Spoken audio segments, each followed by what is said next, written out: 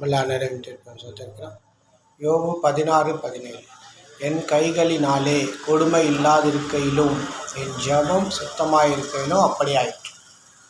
என் கைகளிலே கொடுமை இல்லாதிருக்கையிலும் என் ஜெபம் சுத்தமாயிருக்கையிலும் அப்படி ஆயிற்று. அவருடைய கையில் கொடுமையும் இல்லை, அவருடைய ஜெபமும் சுத்தமாக இருக்குது. ஏன்னா தேவனால் சாட்சி பெற்ற மனுஷன்தான் யோபு. உத்தமனும் சன்மார்க்கனும் பொல்லாப்பு விலகிற மனுஷன் சொல்கிறார். ஆனால் அப்படிப்பட்ட மனுஷன் என்ன சொல்கிறாருன்னா, என் ஈரலை பிளந்தார், என்னை நறுக்கினார் சொல்கிறார்.